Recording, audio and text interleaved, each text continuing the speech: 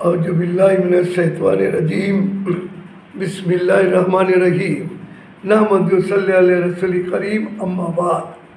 पवित्र ঈদুল আজহা উপলক্ষে জাতির এই ক্রান্তি লগ্নে আমি জাতীয় তরুণ সংঘের সদস্যবৃন্দ, গণপতি বাংলাদেশের সকল নাগরিক, প্রবাসী এবং বিশ্ববাসীর প্রতি ঈদ মুবারক।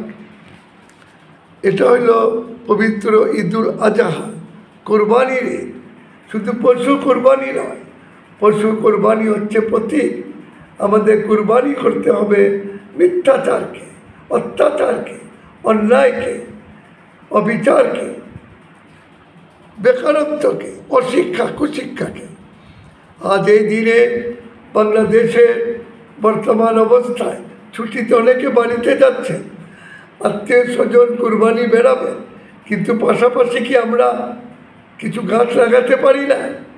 অন্তত 10টা করে গাছ লাগাই। আমরা মানুষকে সদুপদেশ দিতে পারি না? তরুণদেরকে স্মার্ট কঠিন ঐক্য করার জন্য নবীন প্রবীণ সমাবেশ করতে পারি।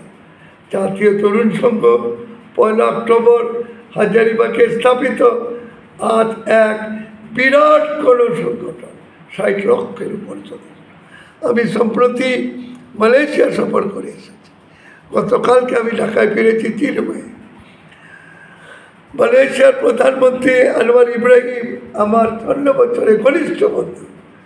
মালাক্কার চিফ মিনিস্টার আলী রুস্তম আমার 50 বছরের ঘনিষ্ঠ বন্ধু। আমরা একই সঙ্গে বিশ্ব যুবক সংস্থা কাজ করেছি।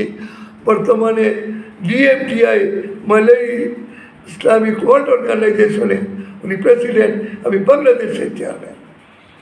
আমি সেই দেশে উপপ্রধানমন্ত্রী ডক্টর এবং সেই দেশের চিফ মিনিস্টার মালাক্কার এবং গভর্নর এদের সঙ্গে দেখা করেছি। শহীদ প্রেসিডেন্ট জিয়াউর রহমানের কোয়ালালামপুরে বিরাট অনুষ্ঠানে আমি প্রধান অতিথি ছিলাম। সিঙ্গাপুর এবং মালয়েশিয়া প্রত্যেক শহরে সবার সহযোগিতার জন্য অসংখ্য ধন্যবাদ।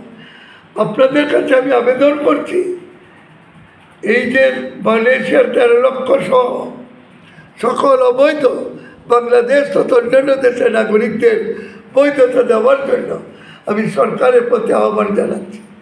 বাংলাদেশে কিছুটা বন্যা দিয়েছে, যার যার এলাকায় পারেন সহযোগিতা করেন, জাতীয় তরুণ সংঘকে সহযোগিতা করেন।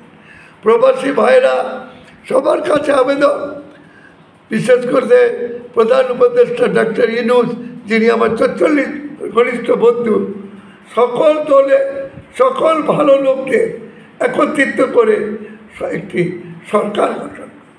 আপনার সরকারের সংস্কার আনুন, যারা দুর্নীতিবাদ তাদের বের করে দিন, প্রশাসনের দুর্নীতিবাদদের বের করে দিন। এখন তো এত আন্দোলনের সময় নয়, এখন দেশ গড়ার সময়। যার যার এলাকায় আমরা মসজিদ, পাঠাগার, এতিমখানা, স্কুল এগুলি করে তুলি, ক্লিনিক করে তুলি। এ ব্যাপারে আপনারা আমার সঙ্গেও যোগাযোগ করতে পারেন। আমি আবার ইউরোপ এবং আমেরিকা সফরে যাচ্ছি। এর আগে বাংলাদেশের বিভিন্ন জেলায় আবার যাব। জাতীয় তরুণ সংঘের নবীন যারা, তারা প্রবীণদের অনুসরণ করুন।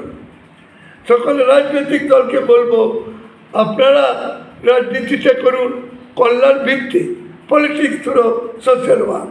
পরস্পর অসাধারণ করবেন না, শিষ্টাচার বজায় রাখুন, মারামারি করবেন না। ওই রাজনীতি চাই না। ক্ষমতায় থাকাকালে লুটপাট, দুর্নীতি, আর বিরোধী দলে থাকাকালে ভাঙচুর আর মারামারি, এগুলি আমরা চাই না।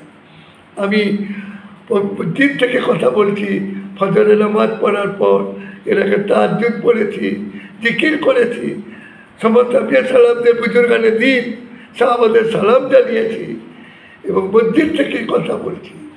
আশা করি আমার এই বক্তব্যটা আপনারা বহুল প্রচার করবেন, ফেসবুকে দিলে শেয়ার করবেন, হোয়াটসঅ্যাপে জানান, ইউটিউবে জানান, যেখানে যেখানে পারেন দয়া করে এটাকে প্রচার করে দিবেন। আপনাকে সুসংবাদ দিচ্ছি, এই বছরই বাংলাদেশের জন্য আল্লাহ পাক বিরাট একটি ভালো সুসংবাদ দিবেন, অপেক্ষায় থাকুন, দোয়া করুন, হে আল্লাহ তুমি বাংলাদেশে হযরত ওমর ফারুক রাদিয়াল্লাহুর মতো একজন নেতা দাও এবং তার উপযুক্ত সঙ্গী সাথী দাও। সবাই গরিব দুঃখী মানুষের সহায় হন। সরকারকে বলবো, বাজেটে করেছেন কিন্তু গ্রামমুখী হওয়া উচিত ছিল, বেকারত্ব দূর করার রাস্তা করা উচিত ছিল। যাই হোক, আমি তো বলেছি 4 লক্ষ মসজিদ স্কুল করুন, 80,000 প্রাইমারি স্কুলকে, 20,000 টেকনিক্যাল স্কুল, 20,000 মেডিকেল স্কুল, 20,000 আপনার এগ্রিকালচার স্কুল করুন। দেখুন এই দেশ কত উন্নত হয়ে যাবে। আল্লাহ হাফেজ। বাংলাদেশ জিন্দাবাদ। জাতীয় তরুণ সংঘ জিন্দাবাদ। ঈদ মুবারক।